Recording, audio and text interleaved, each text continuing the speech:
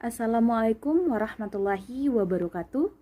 Shalom, Om Swastiastu, Namo Buddhaya, Salam Kebajikan. Pertama-tama saya ucapkan terima kasih kepada Bapak Dr. Ari Nugroho, MBA, selaku dosen pengampuh mata kuliah Bisnis Internasional yang telah memberikan kesempatan untuk kami dalam memaparkan materi yang berjudul Manajemen Strategik Internasional dalam bentuk video. Perkenalkan, saya Arinda Liranti selaku moderator, dan rekan-rekan saya Bilmar Joshua Silaban, Adela Veronica Duyanti, Federico Refrandi, dan Jacqueline Aprilia Musa. Pada materi manajemen strategi internasional, ada pun sub pembahasan yang akan kita bahas, yaitu ada 1. Pengertian dan arti penting manajemen strategi internasional. 2. Faktor-faktor yang mempengaruhi keputusan strategi internasional. Yang ketiga, sumber-sumber keunggulan bersaing. Yang keempat, alternatif pilihan keputusan strategis. Yang kelima, komponen-komponen strategis internasional. Yang keenam, ada pengembangan strategis internasional. Dan yang ketujuh, ada tingkatan-tingkatan strategis internasional. Menurut Griffin and Postway 2010, yaitu transaksi bisnis antara berbagai pihak yang berasal dari lebih dari satu negara. Jadi banyak-banyak pihak yang terlibat dalam proses bisnis ini. Yang kedua ada dari Ball et al. 2012.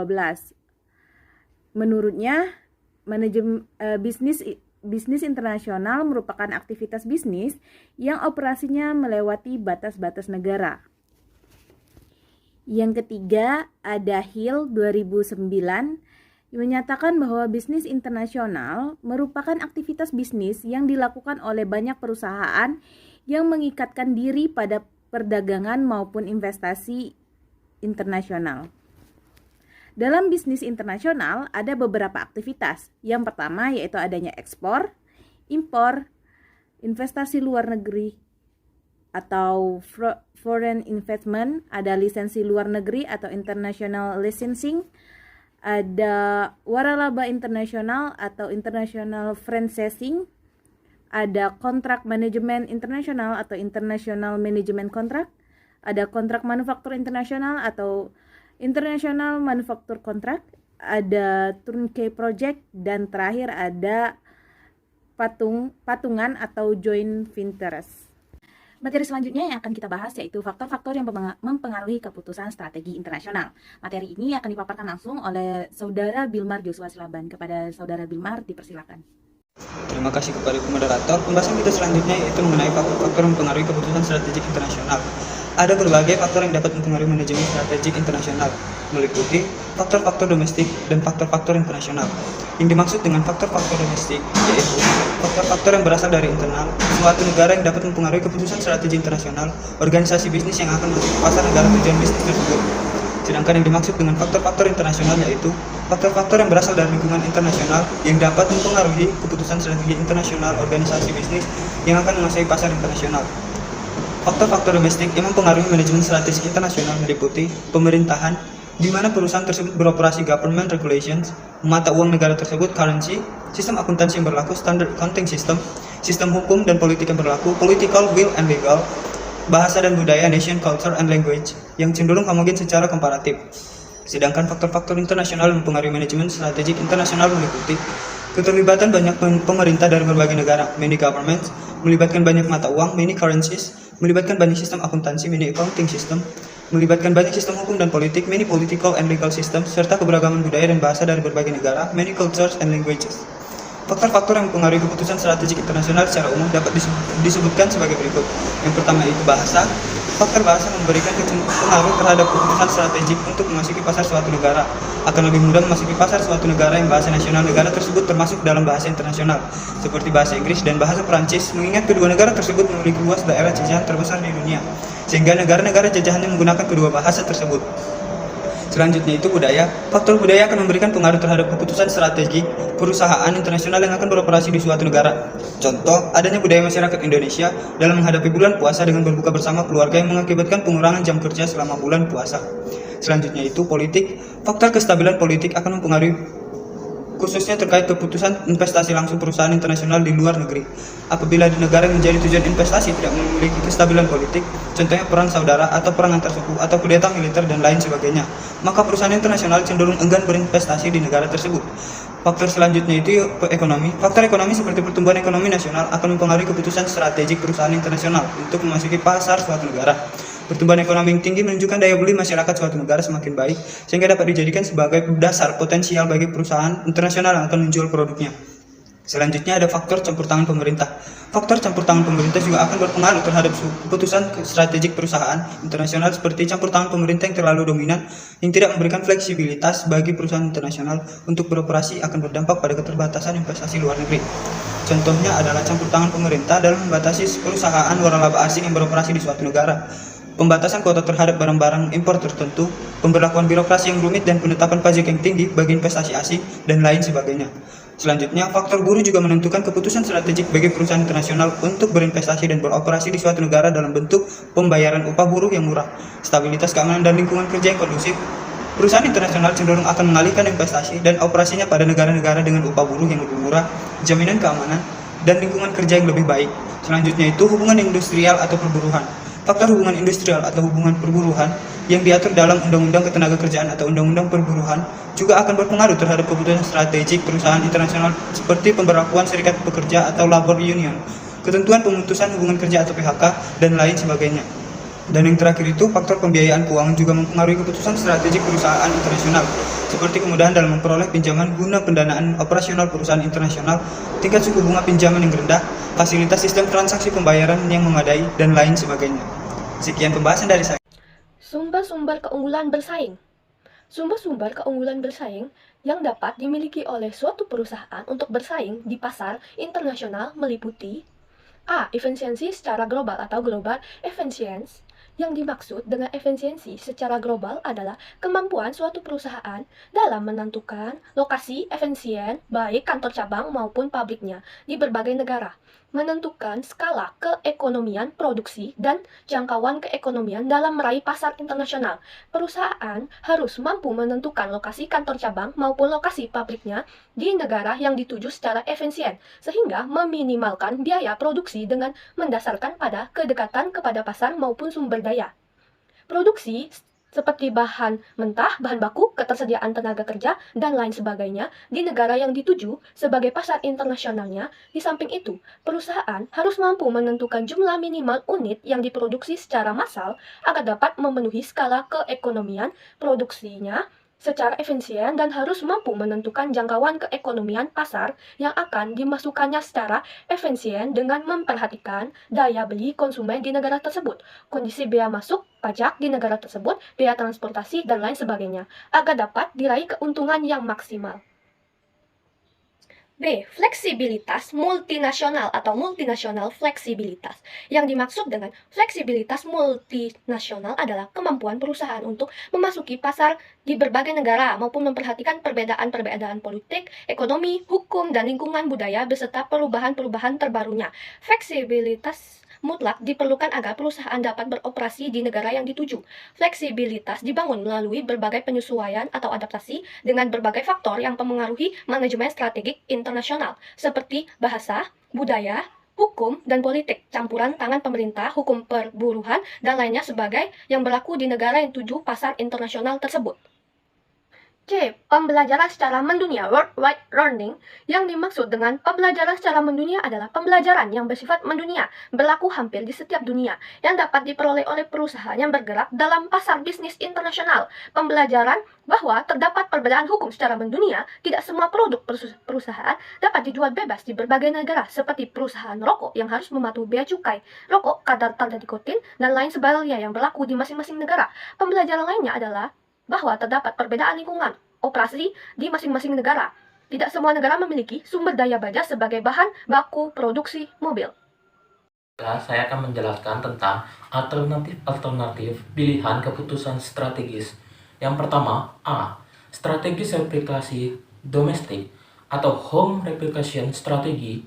Strategi ini dibangun dengan memanfaatkan kompetisi inti atau keuntungan tertentu yang dikembangkan di dalam negeri atau pasar domestik sebagai senjata kompetitif yang utama di pasar luar negeri yang dimasuki dengan mendasarkan atas keunggulan apa yang dimiliki yang memang sangat baik di pasar domestik dan mencoba menduplikasinya ke pasar luar negeri. B. Pasar multi domestik atau multi domestik strategi. Pengumpulan anak perusahaan operasional yang mandiri dengan memfokuskan pada pasar domestik tertentu. Masing-masing anak perusahaan dibebaskan untuk menyesuaikan produk-produknya, melakukan kampanye pemasaran, dan mengimplementasikan berbagai teknik operasi untuk memenuhi kebutuhan pelanggan lokal. Pendekatan yang multidomestik akan efektif apabila terdapat perbedaan yang jelas antara pasar nasional ketika skala produksi, distribusi, dan pemasaran ekonomi dalam kondisi rendah, dan ketika biaya koordinasi antara induk perusahaan dan berbagai anak perusahaan asing dalam kondisi tinggi. Oke, selanjutnya C. Strategi global atau global strategi. Melihat dunia sebagai pasar tunggal dan memiliki tujuan utama, yaitu membentuk standar produk yang akan memenuhi kebutuhan pelanggan di seluruh dunia. Strategi global adalah hampir kebalikan dari strategi multi domestik. Oke, D. Strategi transnasional atau transnasional strategi menggabungkan manfaat efisiensi skala global dari perusahaan global dengan keuntungan dan kelebihan lokal sebagai respon dari perusahaan multidomestik. Oke, saya akan menjelaskan perusahaan harus memberikan perhatian khusus terhadap kondisi negara setempat. Ketika A. Selera konsumen atau preferensi bervariasi dari berbagai negara. B. Terdapat perbedaan besar dalam undang-undang setempat. Kondisi ekonomi dan infrastruktur. C. Pemerintah negara tuan rumah memainkan peran utama dalam industri tertentu. Tekanan untuk integrasi global muncul ketika A. Perusahaan menjual komoditas standar dengan sedikit kemampuan untuk membedakan produk-produknya melalui fitur atau kualitas. B. Jika hambatan perdagangan dan biaya transportasi yang rendah, perusahaan harus menghasilkan barang-barang mereka pada biaya serendah mungkin. Sedangkan tekanan integrasi global akan berkurang jika A.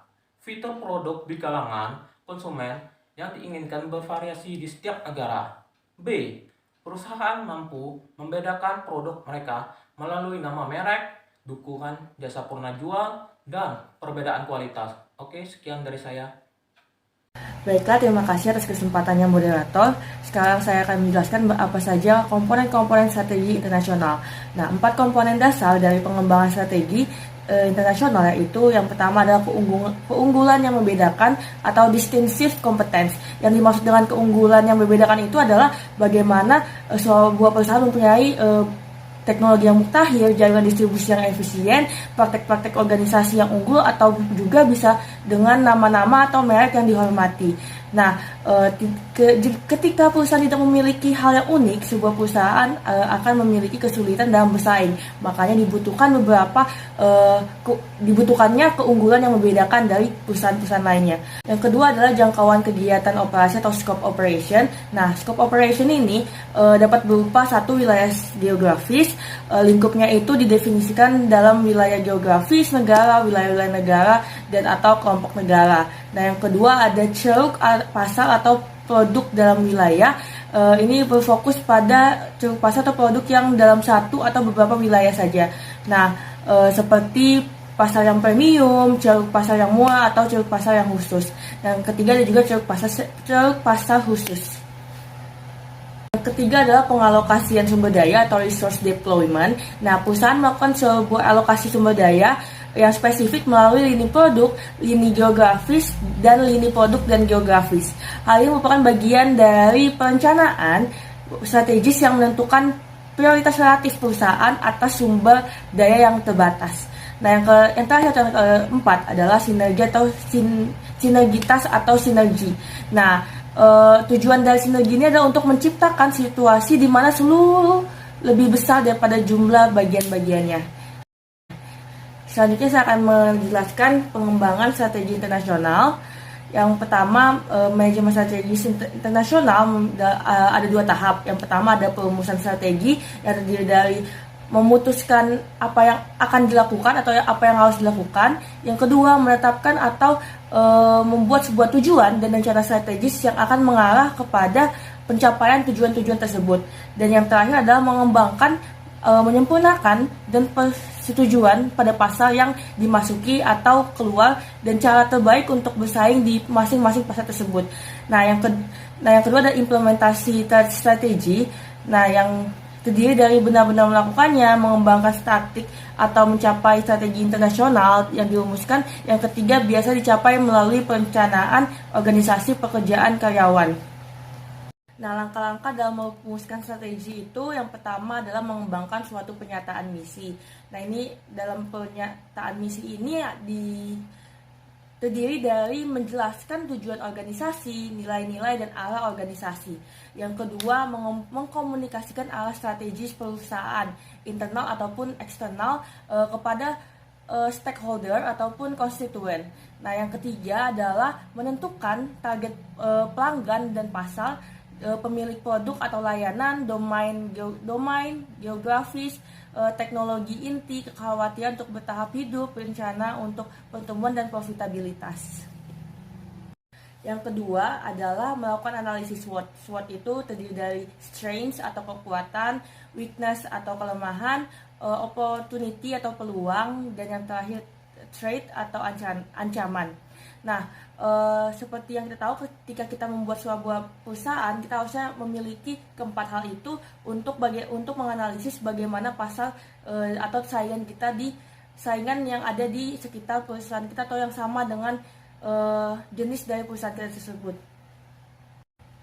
Lalu adalah menetapkan tujuan-tujuan strategis. Nah, tujuan utama dari perusahaan yang ingin dicapai melalui tindakan tertentu, kayak tujuan strategis harus yang diukur, layak dan terbatas waktu. Dan juga dalam tujuan ini harus memiliki SWOT tadi yang seperti yang ada di atas. Nah, makanya setiap langkah-langkah ini sangat terhubung untuk menciptakan sebuah strategi yang sangat baik.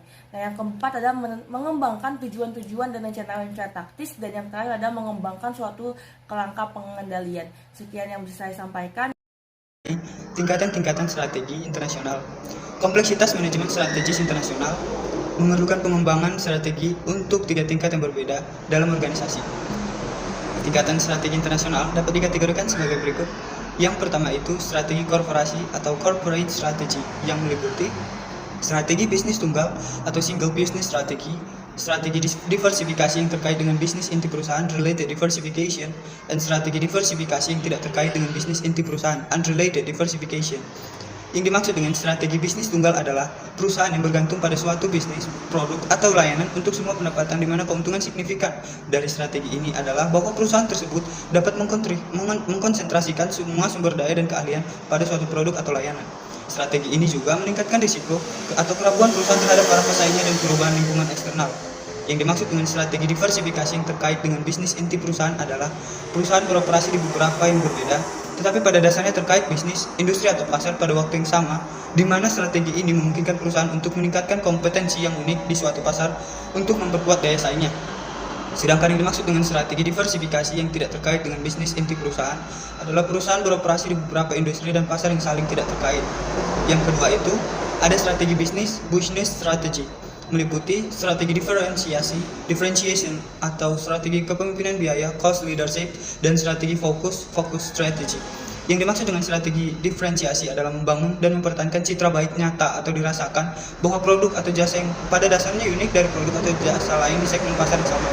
Yang dimaksud dengan strategi kepemimpinan biaya adalah fokus pada pencapaian prosedur pengoperasian yang sangat efisien, sehingga biayanya lebih rendah dibandingkan pesaingnya, memungkinkan untuk menjual barang atau jasa dengan harga yang lebih rendah.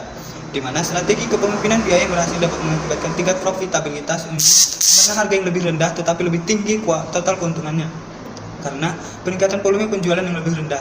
Sedangkan yang dimaksud dengan strategi fokus adalah target setiap jenis produk yang spesifik untuk kelompok pelanggan atau wilayah tertentu yang memungkinkan perusahaan untuk mencocokkan fitur dari produk-produk tertentu untuk kebutuhan kelompok konsumen tertentu, di mana kelompok-kelompok ini dicirikan oleh wilayah geografis atau etnis, daya beli, selera mode, atau faktor lain yang mempengaruhi pola pembelian mereka. Dan yang terakhir itu ada strategi fungsional atau functional strategy, meliputi strategi keuangan, finance, pemasaran, marketing, operasi operation, manajemen sumber daya manusia atau human resource management, dan riset dan pengembangan atau R&D. Strategi keuangan mengembangkan strategi finansial bagi perusahaan secara keseluruhan juga untuk setiap SBU yang berurusan dengan struktur permodalan, kebijakan investasi, kepemilikan valuta asing, teknik-teknik pengurangan risiko, kebijakan hutang dan manajemen modal kerja. Strategi pemasaran memfokuskan pada distribusi dan penjualan produk atau jasa perusahaan seperti bauran produk, iklan, promosi, harga, dan distribusi. Strategi operasi berkaitan dengan pembentukan perusahaan produk atau jasa seperti panduan, keputusan tentang isu-isu seperti sumber, lokasi pabrik tata letak dan desain, dan teknologi dan manajemen persediaan. Strategi sumber daya manusia memfokuskan pada orang-orang yang bekerja untuk sebuah organisasi, seperti panduan keputusan mengenai bagaimana perusahaan akan merekrut, melatih, dan mengevaluasi karyawan seperti apakah itu akan membayar mereka, serta bagaimana itu akan berurusan dengan hubungan kerja.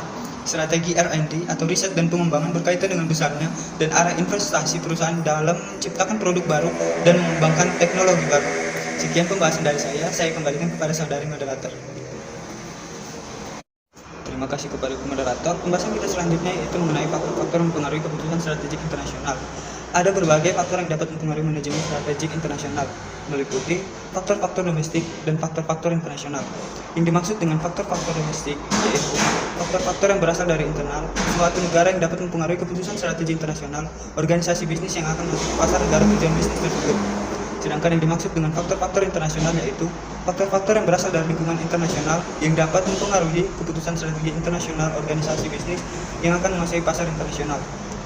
Faktor-faktor domestik yang mempengaruhi manajemen strategik internasional meliputi pemerintahan, di mana perusahaan tersebut beroperasi, government regulations, mata uang negara tersebut, currency, sistem akuntansi yang berlaku, standard accounting system, sistem hukum dan politik yang berlaku, political will and legal, bahasa dan budaya, nation, culture, and language, yang cenderung homogen secara komparatif.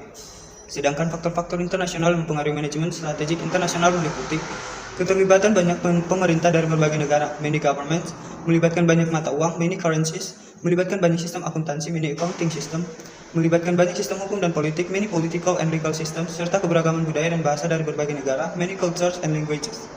Faktor-faktor yang mempengaruhi keputusan strategik internasional secara umum dapat disebutkan sebagai berikut. Yang pertama itu bahasa.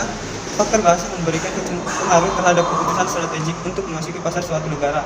Akan lebih mudah memasuki pasar suatu negara yang bahasa nasional negara tersebut termasuk dalam bahasa internasional, seperti bahasa Inggris dan bahasa Prancis, mengingat kedua negara tersebut memiliki luas daerah jajahan terbesar di dunia, sehingga negara-negara jajahannya menggunakan kedua bahasa tersebut. Selanjutnya itu budaya. Faktor budaya akan memberikan pengaruh terhadap keputusan strategi perusahaan internasional yang akan beroperasi di suatu negara. Contoh, adanya budaya masyarakat Indonesia dalam menghadapi bulan puasa dengan berbuka bersama keluarga yang mengakibatkan pengurangan jam kerja selama bulan puasa. Selanjutnya itu politik. Faktor kestabilan politik akan mempengaruhi khususnya terkait keputusan investasi langsung perusahaan internasional di luar negeri. Apabila di negara yang menjadi tujuan investasi tidak memiliki kestabilan politik, contohnya perang saudara atau perang antar suku atau kudeta militer dan lain sebagainya, maka perusahaan internasional cenderung enggan berinvestasi di negara tersebut. Faktor selanjutnya itu ekonomi. Faktor ekonomi seperti pertumbuhan ekonomi nasional akan mempengaruhi keputusan strategik perusahaan internasional untuk memasuki pasar suatu negara. Pertumbuhan ekonomi yang tinggi menunjukkan daya beli masyarakat suatu negara semakin baik, sehingga dapat dijadikan sebagai dasar potensial bagi perusahaan internasional yang akan menjual produknya. Selanjutnya ada faktor campur tangan pemerintah. Faktor campur tangan pemerintah juga akan berpengaruh terhadap keputusan strategik perusahaan internasional, seperti campur tangan pemerintah yang terlalu dominan yang tidak memberikan fleksibilitas bagi perusahaan internasional untuk beroperasi akan berdampak pada keterbatasan investasi luar negeri. Contohnya adalah campur tangan pemerintah dalam membatasi perusahaan waralaba asing yang beroperasi di suatu negara, pembatasan kuota terhadap barang-barang impor tertentu, pemberlakuan birokrasi yang rumit dan penetapan pajak yang tinggi bagi investasi asing, dan lain sebagainya. Selanjutnya, faktor buruh juga menentukan keputusan strategik bagi perusahaan internasional untuk berinvestasi dan beroperasi di suatu negara dalam bentuk pembayaran upah buruh yang murah, stabilitas keamanan dan lingkungan kerja yang kondusif. Perusahaan internasional cenderung akan mengalihkan investasi dan operasinya pada negara-negara dengan upah buruh yang lebih murah, jaminan keamanan, dan lingkungan kerja yang lebih baik. Selanjutnya itu hubungan industrial atau perburuhan. Faktor hubungan industrial atau hubungan perburuhan yang diatur dalam Undang-Undang Ketenagakerjaan atau Undang-Undang Perburuhan juga akan berpengaruh terhadap keputusan strategik perusahaan internasional, seperti pemberlakuan serikat pekerja atau labor union, ketentuan pemutusan hubungan kerja atau PHK, dan lain sebagainya. Dan yang terakhir itu, faktor pembiayaan keuangan juga mempengaruhi keputusan strategik perusahaan internasional, seperti kemudahan dalam memperoleh pinjaman guna pendanaan operasional perusahaan internasional, tingkat suku bunga pinjaman yang rendah, fasilitas sistem transaksi pembayaran yang memadai, dan lain sebagainya. Sekian pembahasan dari saya kembalikan kepada saudari moderator. Terima kasih. Terima kasih kepada Saudara Bilmar yang telah memaparkan materi mengenai tingkatan-tingkatan strategi internasional. Saya Arinda Liranti pamit undur diri. Jika ada kata-kata yang salah saya mohon maaf, kepada Allah saya mohon ampun. Saya akhiri, billahi taufik wal hidayah. Wassalamualaikum warahmatullahi wabarakatuh.